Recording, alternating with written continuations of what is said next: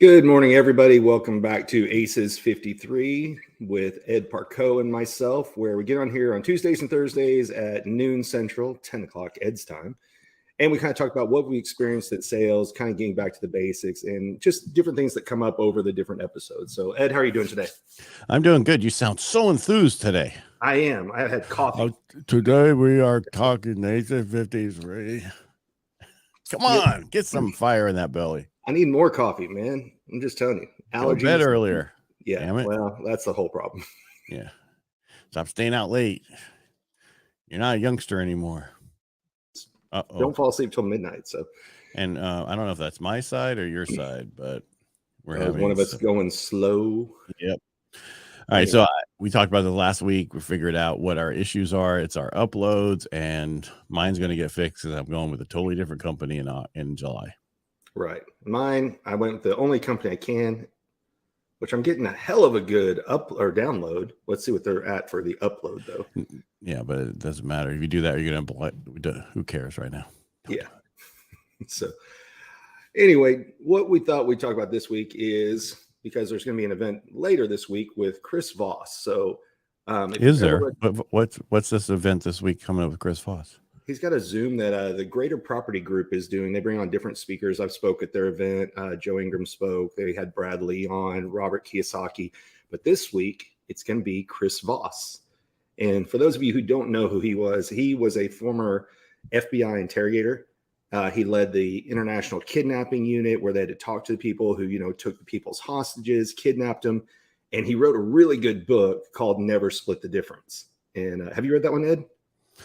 No. No. Oh, wow. No. Okay. I think it's a fantastic book. He covers a lot of things in the course because I'm Banner Brian. We'll pop a few of those up here in just a minute. But he basically, once he got out, he left the agency. And, there's a lot of FBI agents. We know Janine, she's former ATF. And she went and left the forces. And now she does body language. There's Joe Navarro, who does a body language book also. But Chris here went kind of a different direction. His is more on negotiation skills. And so he went from doing it for the government to now he does it to corporations, people. You can sign up for his newsletter. He does live courses, and then he does a lot of podcasts. He even has a masterclass that you can buy. It's actually really good, but he gives some interesting techniques that we'll cover here in a second. Move my microphone a little bit closer. But as mentioned, I apologize for looking down at my phone. Oh, you're fine. Oh, that's right. I need to put mine on silence.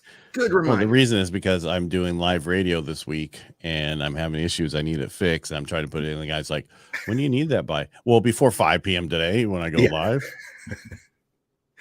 As I mentioned before, Chris Voss, former FBI hostage negotiator, and he just ended up writing the book. Now, the funny thing is, if you get his Audible, it's a very eloquent speaker. And then when you meet him in real life, he's got that New York, Boston accent. So it's, you guys. And I was like, whoa. And so it completely threw me off when I met him to hear him talk versus the Audible. But it's a really, really good book. As I mentioned earlier, what did he serve on? International kidnappings. He did the negotiations and everything. So what his book really covers are, what are the different ways that he learned to talk to and negotiate with people when being out there. So he ended up leaving. He started a company called the Black Swan Group, and they're the ones that do the training now. So if you don't know who Chris is, go follow them, sign up for the email letter. They send out good tips and tricks all the time. And that's how you can also follow and find out what events is he speaking at kind of around the nation. So, but it's really cool because when you go how can someone use this though? And everything. That's the whole thing about it. Everything you negotiate for. So buying a house, right? Job, salary, raise, you name it. Have you used it? What's that? Have you used it? Oh, absolutely. Give me an example. So a big one out of the book is like parroting. So he's very big on active listening and then affirming to the person you're talking to that you were listening to what they say by repeating back, not exactly verbatim, but repeating back part of what they said last. So if they said, man, I've had a really hard week, you'd say, really hard week? And then they just expand a little bit more. So it's a way to kind of build rapport by showing the other person that you are actively listening to what they're saying. So verbatim? Verbatim. I knew that one was coming. Took me, I had to wait a while because you're like, do it this way, do it that way. Yeah. That one's a huge one. Kind of ironic, but in previous relationship, we went to amigo therapy, and that's what they teach you, except for you almost have to say it verbatim. But amigo therapy is someone expresses their grievance or their frustration, and then the other person has to respond back. And then the person number one said, is that correct? And they'd say yes or no. So it's interesting to have gone through that amigo, but then also reread that this is what they teach you as a negotiation skill, so people feel heard and listened to and everything else. Well, you also want to make sure what you're working on is exactly what they want you to work on, right? I mean, because I hear you just say blah blah blah blah blah. Correct? Yes. All right. So what I'm hearing you is you want to have, so I like the biggest thing I get is I want the lowest rate and the least amount of fees, and I always say, so everybody comes to me wanting the highest rate and the highest fees usually. Oh yes, always the highest, right? Yeah. So it's so you turn it into a joke. I like to waste money. Yeah. Everybody wants the highest payment they could ever get on the smallest house. Give me a break. We could spend a whole episode on that, but it amazes me when somebody says, "Hey, you're approved to $500,000." Some people will look for a house that's $499,000. Like their absolute max limit. I know people have done that, and then they're miserable later on because they're house poor. So. Well, totally the problem, but it depends on where you are. Sometimes you don't have a choice what that number is because that's just where it is and where you're trying to buy, right? Right. Go to Southern California, you're getting in at $1 million. Yeah, it's even here. Like I keep active searches on of what's in the area, and I saw one the other day that literally looked like a teardown. I don't think anybody would actually want to live there, and it was listed for $550. And for this area, that's. You can get into some townhomes for the low fives. You can get into some houses if you go a little bit to the burbs, but this one was centrally located, but it was definitely gonna be a tear down. And they wanted $550 for it. So crazy. Right. So the rule of what we're talking about is when someone's talking about what they want to do, you want to make sure that you reply back what they're saying so that they can understand that you heard what they said. Yes. That's what we're talking about, right? That's the whole thing. Like one of the things he teaches in the book is also, you don't want somebody to just say yes. You want someone to say that's right, because it's too easy for people to throw out a yes or a no, but you know that you've really nailed down understanding what they're talking about if they say that's right. And that's one of his goals is when you repeat something back, don't just go for a yes or no. You're shooting for a that's right, because it's something different. It's not an automatic, auto response that we have. It's really saying, okay, yes, you hit the nail on the head. And so that's what you kind of keep pushing for. Because in sales, they teach you to get them to say yes. And then they're shaking their head yes through the process so that at the end they go, you ready to sign here? Yes, I am, because I've been saying yes forever. Well, sorry, go ahead. I'm just saying, but we have different people these days. We have much more intelligent people who can go to the internet and Google, do whatever, and find out all this information that you didn't have back in the day. When all this stuff came out. Well, look what we did for this. I mean, once again, ChatGPT to the rescue. You can go and find pretty much anything, anywhere this day and age. So you're right. When you go into everything, people are much more armed and aware versus you can't really be swindled by anything. I mean, you could. There's fast talkers. There's still people doing it. They're getting people to go get the gift cards and getting money to transfer so they're, somebody made a fake thing about with their grandson getting kidnapped. There's a lot of stuff. I mean, we're talking about ChatGPT. What you're talking about is that there's some attorneys who just got in trouble because they searched it on ChatGPT, and ChatGPT came up with fake cases, and now they're in trouble from it. So it's a good point. While the information is fast, and verify the information. Exactly. You were talking about the yes ladder, and ironically, that was going to be one of the next banners. Oh, I wasn't reading ahead. I promise. Oh, I know, but it's literally that is what people taught in sales originally: is get in a series of yeses, something they call the yes ladder. But Chris Voss's answer is you actually want to get a no, because with a no, people will go in deeper. Oh no, I didn't. That wasn't correct. What did I miss? And then they go just that next level deeper with the information. And that's how you build. What he's really known for, and I kind of skipped it, is he teaches what's called tactical empathy. So it's just making people feel understood and really trying to put yourselves in their position. So a very common topic this day and age is emotional intelligence. Are people using it? Sorry, funny story kicked in. There was at the event I went to last Wednesday morning. There was somebody name there. Event dropper. You're always everywhere. I didn't say what it was, but it's very relevant. Give it time. He'll drop some names. Don't you worry. There was someone there who she had no emotional intelligence, like no social awareness. People were talking, and she'd walk up and be like, "Hey, so what's your name? What do you do here?" And just right in the middle when people were talking. And so several people had to tell her, like, well, let me finish this conversation that we're having now, and then we can bring you in. And she had no clue. And then she went and just talked to the next person, did the same thing. So it is interesting of emotional intelligence is very, very popular right now.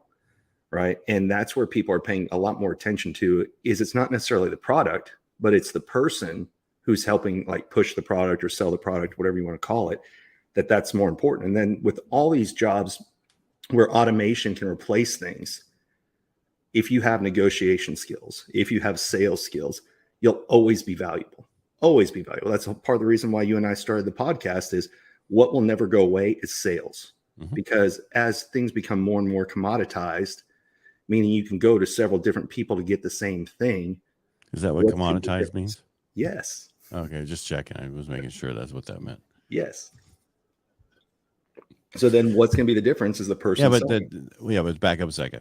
So you want to make sure whatever you're doing that you're not a commodity. Correct. Even if you are a commodity, you want to make it to where you're not the commodity by changing whatever you do differently than everybody else. Exactly. And I'm just going to add this in, we can go on, but one of the things you have to do is go to different masterminds and different groups, different things all over the country, not in your industry, in different industries, and steal stuff from those industries and bring it to your industry so you can make it to where you're not a commodity. Because if you're a commodity, you're going to go by price and you're going to lose. Exactly. And it's a race to the bottom if it go by price, because what happens? Somebody lowers the price $5. Well, then the other person lowers it 10. And then it's a race to the bottom unless you have a way to stand out. And relationships through sales, negotiation, building rapport make all the difference in the world. I got a story about that. So I just saw a thing about 2 loan officers, and this one guy was saying, "Hey, I cut my price to beat so-and-so. And then this other person did cut his price to beat me. And I just can't believe that." And the guy goes, "So you're upset because someone did exactly what you did." Mm-hmm. It's like, don't do that, but it doesn't matter. You don't want to be a commodity. You want, you can't win on price. You'll never make enough money on price. That's not how you should be talking. Exactly. You have to have something that stands out. What are the key things that he teaches as far as tactical empathy? It's actively listening, demonstrating empathy. So actually feeling for the person, let them know that not only were you listening to what they said, but you've tried to put yourself in their shoes, right? And when you start to do that and people get to that's right, not just a yes or a no, but a that's right, that's when you start building rapport and then trust. And you asked earlier, what's a good example of how I've used this? There was I thought you already told me. Huh? I thought you already did that. No, this is a different one. Okay, just checking. Yeah. This was a lady who called and they were going to cancel a contract. They were like, "This is horrible. We're not getting these things." And I said, "Okay, well, what can you give me a list of the problems?" And not only did we repeat it back to her, but created an email documenting all those and then sent it to her and said, "Hey, sorry about everything. We want to make sure we captured everything that we talked about today. Besides these items, is there anything else we can help you with?" And she said, "No," because she felt seen and heard. Right. The tone changed from, "Okay, well, when you guys can get somebody back out here," or "Hey, thank you for the help," instead of someone who was calling to cancel their contract and say they were going to go back out to bid. So once they felt seen and heard, it made all the difference in the world. Yeah. I mean, that's how most people, that's why the best thing someone can hear is their name, right? And talk to them and just make them be heard. There was anyway, move on. It'll come back to me later. Getting old there. I'm just all over the place, dude. I'm like the busiest I've been, even though this, we don't have the most business right now. Yeah. Just lots of, what do you call it? Spinning plates. No, I just have to do a little bit more than I normally used to do. It's so much nicer when I have a lot of volume because I can hire people to do so many other things for me, and then I can sit around and do nothing. There you go. So you go back to being lazy. I got you. No, doing other things like working out all the time. What are a few of the other things that he teaches? Mirroring and matching. If you're not familiar with that, there's different ways. Everybody, well, I say everybody, a lot of people are very familiar with physical mirroring, which is you cross your arms, I cross my arms. But what he goes to in the book is there's so much more than that, because like we mentioned before, you can mimic someone's words. When we had Joe on a few episodes back, that was one of the things that Joe talked about was if somebody says, oh, it's just fantastic, well, then fantastic is their word. So if you came back and said, oh, it's amazing, they don't hear that same thing. So that's another example of mirroring is it doesn't have to be physical body language. It's using the same statement that somebody else said. So everybody has a go-to term, when they're sharing excitement or when something's a good deal. But if you phrase it back differently, then they think, oh, you're not listening to me. So it doesn't have to always be verbatim if they have words, but pay attention to what words people use over and over again and add that into your replies. And then they know, oh, okay, they're mirroring me, or they subconsciously know that you're mirroring them and therefore you're in rapport with each other. Does that make sense? I kind of rambled. Are you asking the audience or are you asking me? I was asking you because I felt like I rambled on that one. You ramble all the time. I just stopped listening. Oh, well, that explains a lot. No, it's just, you got to do what helps you in business. And we're talking about sales because that's all we do. And you got to make sure you do everything you possibly can do. The ACEs, attitude, commitment, enthusiasm, smile, and then your joker. You got to make sure you have a joker, and whatever that is, you need to build on that. So. Right. Well, you and I have talked about this numerous times. We got to where we were in our careers because of learning from other people. Zig Ziglar, right? My theory is, and I have way too many books, but pick up a book because if you get one thing out of it, it's worth the price of admission.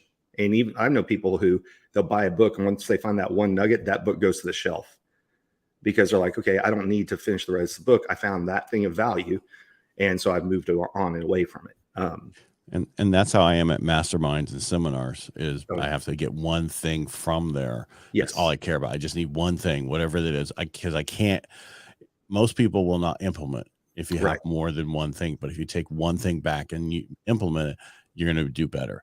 Because most of us go to the same types of speakeasy seminar, certain things all the time. So each time you go to it, if it's the same type of person, you just got to grab one different thing each time. And then you'll do much better. And you're spot on. It's can I learn something from the speaker? Am I going to find someone else to network with? So there's somebody I can partner with. You and I met at a speakeasy, right? And then here we are now working on this and working on the course. On Tinder. You weren't supposed to tell. But one of the other things that he also covers is what's the power in silence. And some people have heard there's the power in the pause. In sales, there's always the first one who speaks loses. Actually, it's really whoever speaks first owns it. See, I always heard the difference of in a negotiation. I always heard that too. Then I heard that the other day because I do, even though I didn't listen to this book, I've listened to so many books, and it was I heard that I was like, that's better, much better. So whoever speaks first owns it. Interesting. Okay, I'm gonna have to. That's a better way to put it. Right. Let that one roll around a little instead of loses. Yeah. Controls, huh? What? It's all about control. No. No, it's just a better way to look at whoever speaks first. Because basically what you're doing is that pause. You're waiting for them to think, and somebody speaks after that. And whoever speaks first is usually the one that benefits from it. You can even call it that way, or definitely owns it next.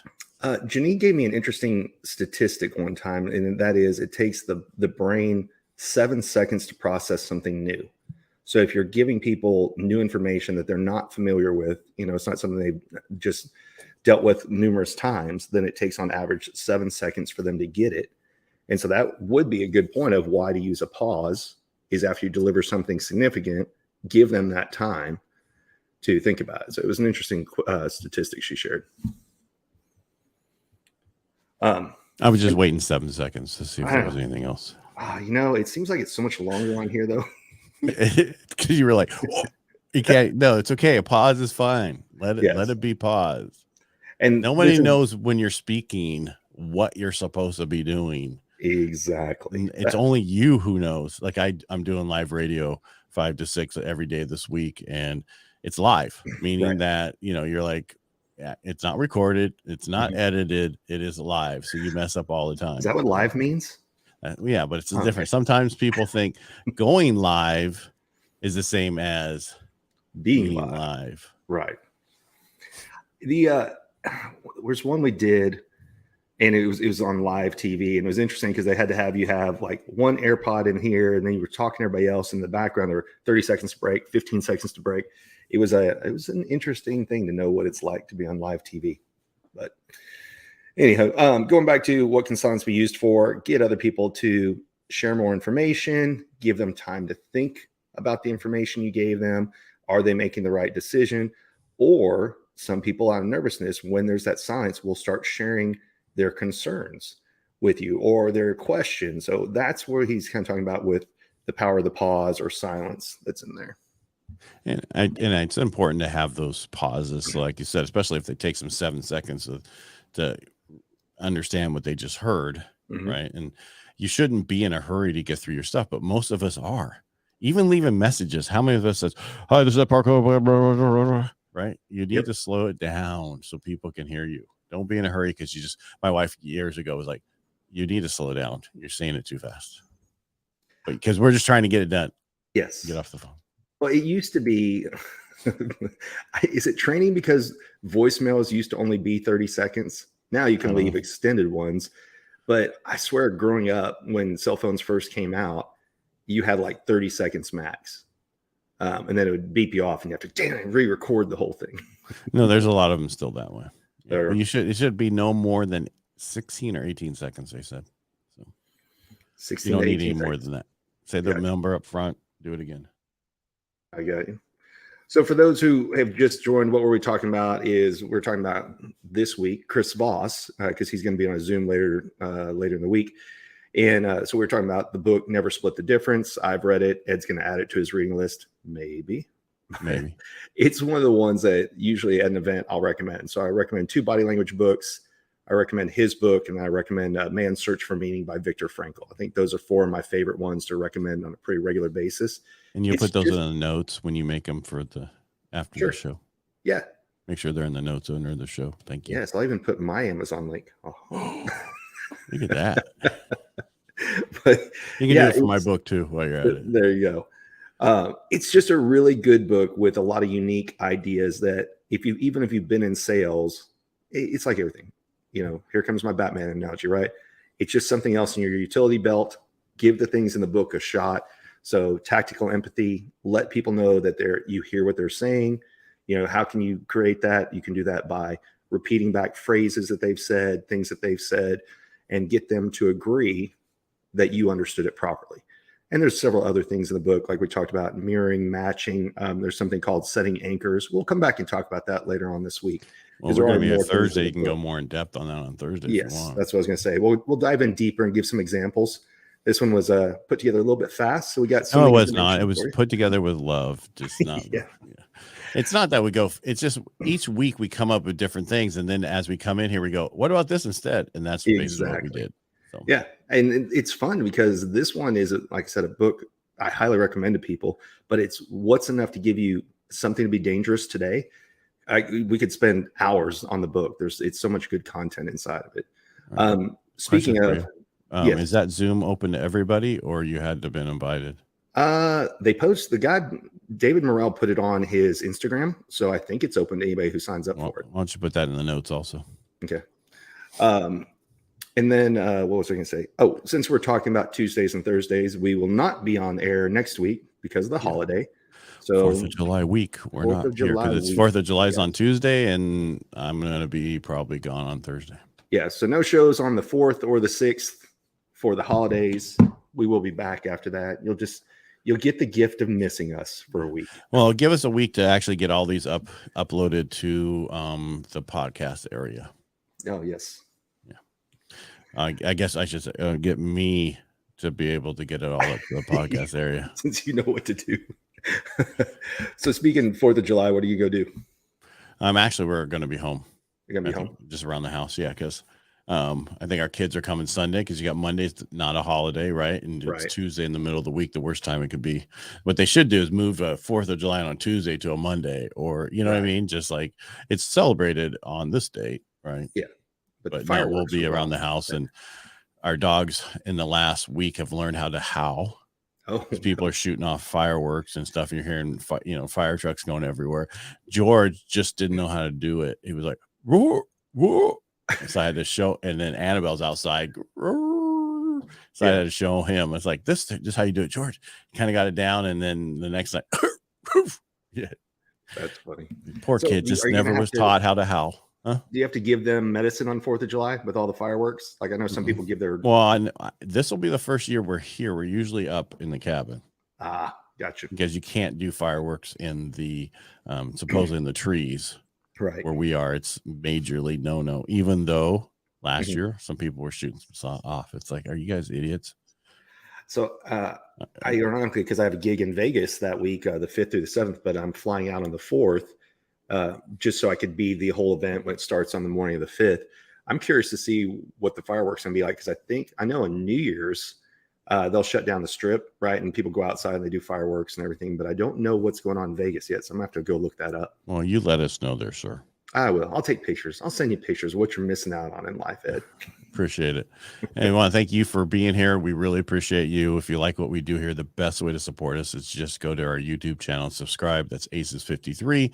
My YouTube channel is Ed Parcaut, and Brian is Subtle Skills. Yep. All right. Everything's Subtle Skills. All right. So again, look in the show notes down below. You see the Zoom for Wednesday. So if you're reading, if this any other day than that time, you can't get in there. So you better, yeah. All right. So, but we really appreciate what you do and what we do. I hope you like it. And Brian, thanks for being here.